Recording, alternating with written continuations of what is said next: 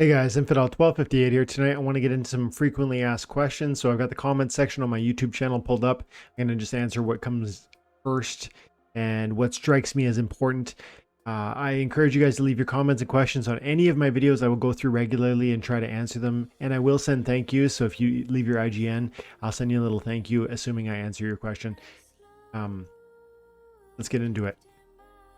So I just did a video doing kind of a bargain hunt using Summoner Labs, and that was this morning's video. And Play to Earn Gaming commented saying Rent Golem does auto does it with all the cards in the game for you already. That's interesting. So I've never messed with Rent Golem. So after I read this comment, I went through and I was watching a video with Aftersound covering Rent Golem, and it sounds pretty awesome. I've never used it before, and that's interesting. I would say even without using it, I know and you know that a bot is never going to accomplish what you can do when you bring your kind of like creativity and forward thinking to the table. So in that video, we opened up Summoner Lab and we looked at some of the win rates. We were looking exclusively at the commons. And I mean, just as an example, we talked about Goblin Sorcerer, we talked about Sunkai Harvester. So Sunkai Harvester has a high win rate and it's relatively inexpensive. Now the game can tell you that. A bot would be able to recognize great win rates, high proficiency at silver, for instance. And you know, it can even tell you like what's a good price based on like probably market conditions, what they were of the last few days, and what they, you know, there's a lot of positive number crunching that a bot can do. But what a bot cannot do is think through the implications of the fundamentals that you or I can consider and imagine that might impact a card like this. Sunkai Harvester is a life summoner. No bot is going to think to itself, there's a new legendary summoner with a new ability that's going to translate void armor onto this card. And so that's where your ability to understand data with the thoughtfulness possible by your creative mind is powerful. It's a powerful tool. And that's the crux of what my video was intended to drive and instruct and encourage in you, is that thoughtfulness combined with the analytical component that you're capable of doing. Is a bot better at analytical, like data analysis? In terms of like expediency, yes, it's probably much better than you are.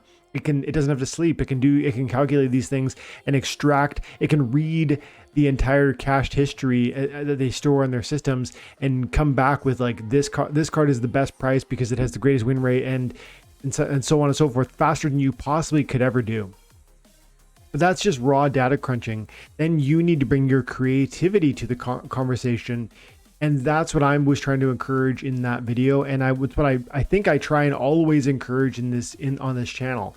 I think, and hopefully you guys will agree, one of the things that I do well and what I try to really encourage you to do well is to start to formulate and analyze opinions of others, formulate your own opinions and analyze the opinions of others so that you can be making constructive feedback for your own processing, right? When you hear me say X card is a great investment or Splinterlands is good because Y reason, you need to be able to test that hypothesis with your own analysis and bringing to the table the fundamental considerations you personally have confidence in. And so that's what that video was about. I'm glad you mentioned that one, that bot, because I had never seen that before. I've heard it. I've noticed people talk about Rent Column. I did not know what it was. And so shout out to Aftersound, because he covered it here with, I guess, the guy who made it. And man, it sounds amazing. So I'm going to do more homework on this, and I'm you know, might be something that I ultimately end up using, and if so, I'll cover it and let you guys know what my experience is with it. Suffice it to say, I'm intrigued, and shout out to Aftersound for doing a really, really amazing video. I didn't get to watch it all, but from what I saw, it sounds like like a very strong tool that I want to know more about. So I'm glad Play to Earn Gaming that you mentioned it, and appreciate the comment. I learned about Rent Golem from your comment. Okay, Bobby Blankenship, classic Bobby, going through watching like every video under the sun. Dude, I love you. Time and attention. This is a This is a members only like payout video. I don't even know if I published this one. I think it might have just been shared privately with the boys, and Bobby's gone through and watched it. It was just me covering the fact that I paid out. Time and Attention is our guild. Time and Attention has an account, a guild account. It is called Time and Attention. And one of the cool things about our guild that's different than other guilds is that we have that communal account, which I believe is a savings account for our guild. And if you're running a guild, I think you should give this thought, because here's the thing. I don't have any sort of copyright on this process. It's really just like, it's essentially me trying to create a DAO, a decentralized autonomous organization in the form of a bot, not a bot, in the form of essentially an alt account. And why would you want to do that? Well, if you're in a guild with 10 or 15 people or 20 people, and you guys have a certain amount of dues that you pay towards the guild development, well, at times guild buildings can't be developed. You know what I mean? Like you need, like, if I go to my guild buildings here look, my lodge needs 30,000 DEC to develop, and I've only got 1,000 paid to it so far. Unless I'm going to put 29,000 into this thing right now, it doesn't make any sense to put 1 more 1,000 or 2 more 1,000, right? I might as well hold on to the DEC until such time that I can make a lump payment that actually brings me to the next level. That's an advantage that's possible when you have a guild account that you can pour your guild dues into and just let them sit there and accumulate. Not only that, for the last year, the DEC that's been sitting in this account while players on the guild paid for their season dues, it was generating SPS. And so we've got a certain amount of SPS here, 1,400 SPS. As far as I know, that's entirely free. And so there's lots of benefits. Plus, as you create an account for your specific guild, another advantage is that you can play that account within the rank battles and earn a certain amount of cards. Now, a lot of cards we have here are delegated to me. There's tons of cards here that are delegated. Most of them are delegated by myself, probably first and foremost, but then ultimately also any of the guild members who wanted to could delegate. And so then you would want to negotiate some sort of, revenue sharing opportunity with those who delegate to it. And we do that. I personally delegate a ton of these cards also, and I don't take any cut of that profits. It's just my, one of the things I do for the guild.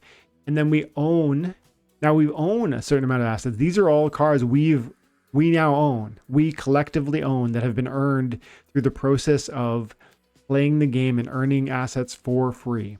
And now one day in the future, I'm confident Jin O'Shan's will be worth $100. I'm confident Telecore Mercenary will be worth probably $1 a piece. Like, I think these assets are going to be meaningfully valuable in the future, and they will have been earned by just a little bit of effort, communal effort. And then what could you do? Well, if it's truly a decentralized or autonomous organization, you could probably facilitate renting out the cards and generating ongoing revenue streams through that process, or perhaps selling them off and then putting that value into the guild buildings. So I just think this is a unique way to crowdfund and grow what your guild is doing. So if you're a leader of a guild, this is something to think about. And it's one of the things that Time and Attention has really benefited from since since we've existed. So thanks, Bobby, for all that you do, my dude. Try hard, dream on. Thanks for sharing your knowledge and thoughts, bro. Really appreciate that. Yeah, man. Appreciate you.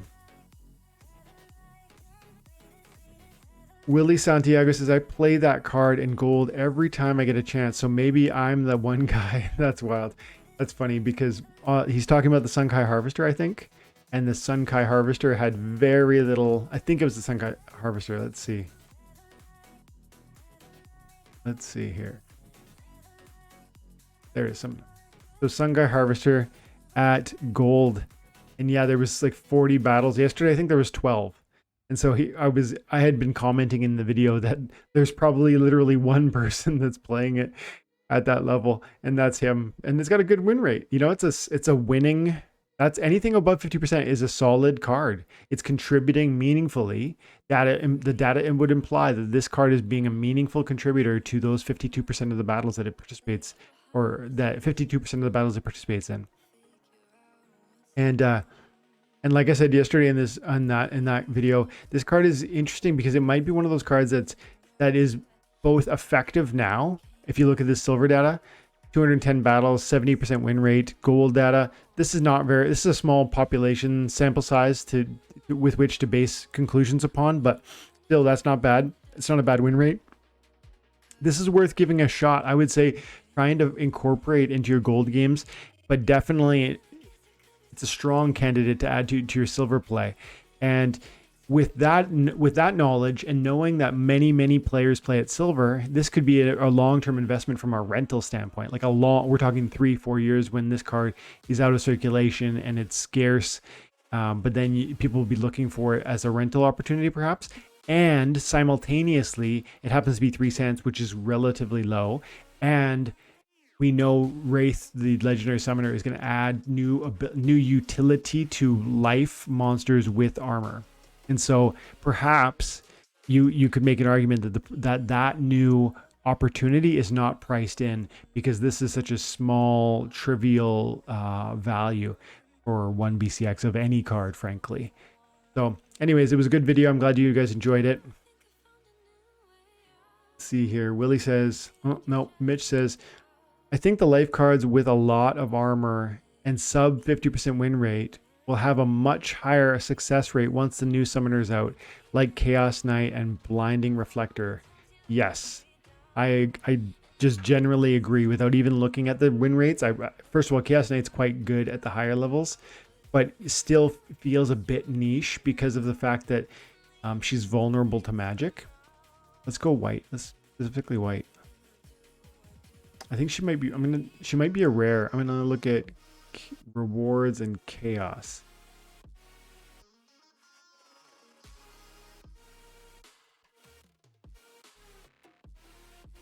So Chaos Knight, high armor, low hit points, shield.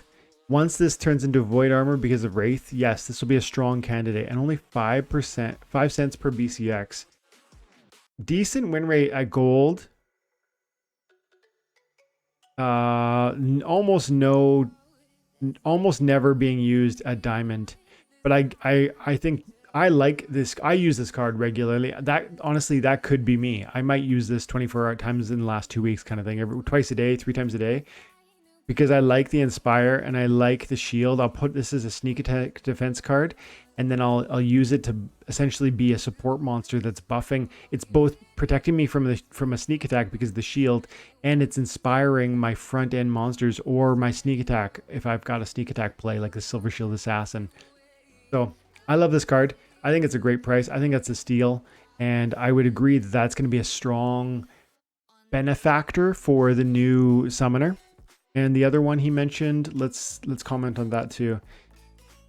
Blinding Reflector. Oh yeah, for sure. Blinding Reflector is, I would say, kind of weak at this moment, but once that kicks into place, like it's really limited attack, limited speed. Again, high armor, relatively low hit points, and the reflection is nice, but it's just not enough hit points to really be able to reflect at your opponent and do meaningful damage. Because if you're going to rely on reflection, you need a high hit point pool. Otherwise, you're going to get deleted by the magic attacks that you're sending back at your enemy. And so at gold, at diamond, it's got 72% win rate across 22 battles. That's a really, really high win rate and almost never being used. Interesting. It's hard to know if that's an anomaly, like if this is an anomaly because there's so few battles, or if this is an excellent option at that level and only if a couple people recognize it. Maybe if you're playing a diamond or champion, maybe start slipping this in certain situations. Possibly, I would say, you know, in equalizer battles and or as a secondary tank when your first is perhaps a Pelacor Conjurer and you're using Amplify to send magic back at your opponent, and you get double reflect and double amplify. Maybe that's one way to be playing that, or put this in the first position and the Pelacor Conjurer in the second, and do what I just said. So it's got some win rate. You know, it plays a lot of battles at silver, but like you said, really low win rate at silver. And bronze, wow, people are playing it, but they're not. It's not winning. Yeah, no, for sure. When Rathe comes around, this thing is going to be transformed. Whether or not it ends up being a carry card at these lower levels, I would say still at bronze is going to be relatively, you know, for 3 mana to have 8 hit points, because that's what it would be, 8 hit points, because the 3 armor will essentially equate to 3 more hit points. That's a big meat shield for 3 mana. I would say you're right. At bronze, I bet this goes up by 10% win rate, maybe even 15. And at silver, yeah, at least, you know, 50% I'm thinking. I think it'll be more effective at bronze because the 8 hit points from a tank for 3 mana is going to be really, really meaningful. And I think at silver, the package doesn't get that much better. You get the extra hit, you get 1 more hit point essentially. But that's less meaningful at silver. So I'm thinking, yeah, it'll be a 50% competitor at both at least. Cool. Thanks for the comment. That was Golden Skeeter, I think. I'm going to make this a shorter video, guys. Been a busy week with work, with real life work. And my family is going camping this weekend. So, I've got a ton of videos to try and prep so that I hopefully don't have to worry about it while I'm away. I can maybe get enough data, enough content queued up for you guys.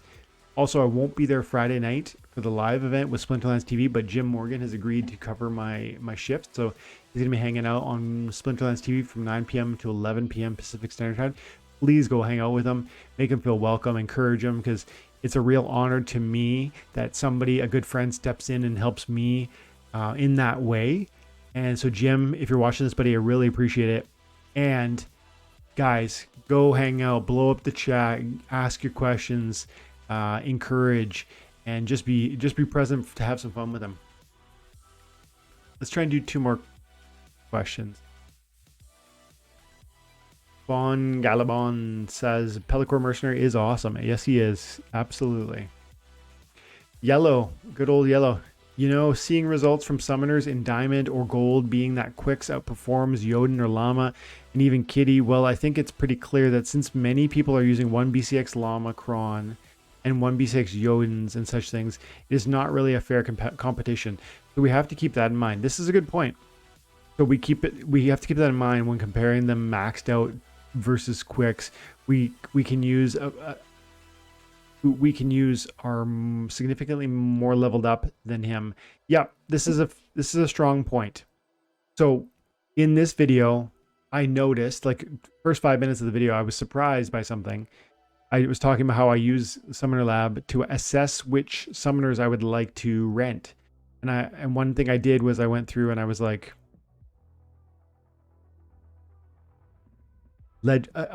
I'll come in, I'll click on Legendary, I'll click on Summoners, I'll look at Diamond, and then I decide what has the highest win rate, and then I compare the win rate with the number of games being played. 81% is great, but you've only played it 22 battles. It's too niche, so that's not what I want to look for.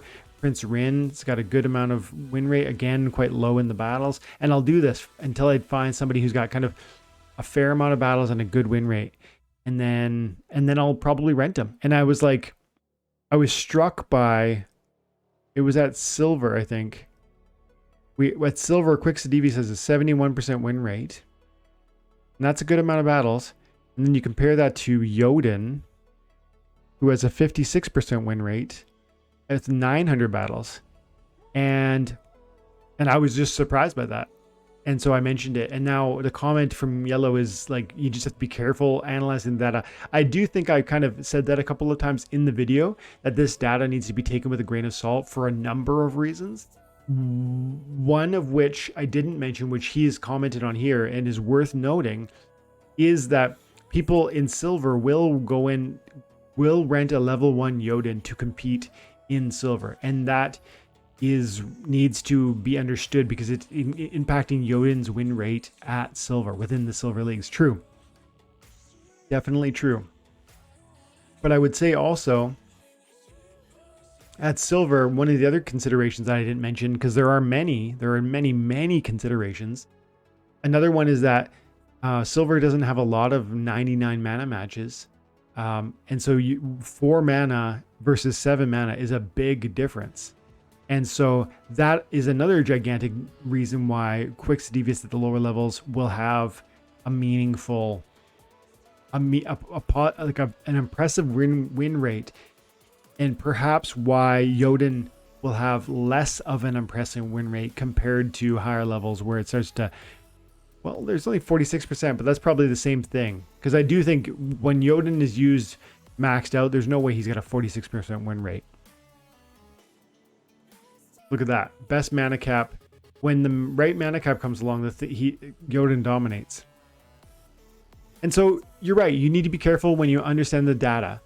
The point wasn't that Quicks is better than Jotun. The point was you can occasionally be surprised by what monsters and summoners are quite successful.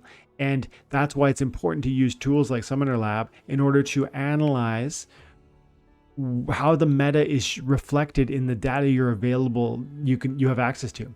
And then, yes, don't just take the data and run with it. Use your analytical mind to interpret the data just as you've done, so that you can then better predict and extrapolate out of the data. Okay? Great comment though. Appreciate you. Yellow, always commenting.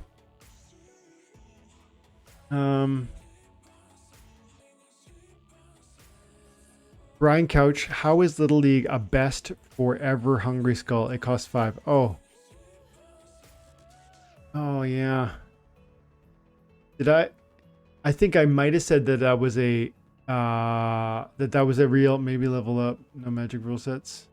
Good question. Simply a bug. Okay. Let's see. Ever Hungry Skull. I thought maybe I said that, but I think the window might have suggested that. Let me see. So rewards, and it's probably common, right? There he is.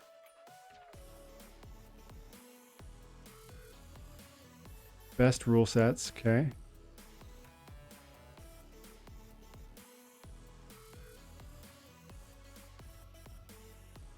Yeah, I don't know if this window showed that Ever Hungry Skull, one of the best rule sets was Little League. If so, I guess that'd be a glitch. I might have said it in the video because I was thinking about, if I said it, it would have been because I was thinking, I always think about this card as it compares to the Enchanted Defender, which is a 4 mana cost monster. And so they are very similar in their functionality. And so if that was spoken in the video, it would have just been me kind of just having a brain fart thinking about how this is so similar, because it has thorns, it has high armor, it has 1 hit point, it has, decent attack. It's a very similar card. And the Enchanted Defender, we should quickly look at.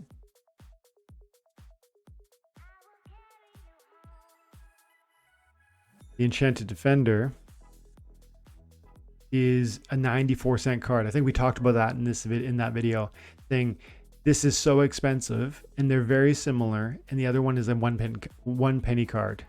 And so again, if I misspoke on that issue, I apologize for that. But I think maybe from the conversation here, it looks like it wasn't me, but perhaps the website just was bugging out. So anyways, thank you, Brian, for the comment, and thank you everybody else for the comments also. I really appreciate you guys. I hope you have an amazing day. God bless.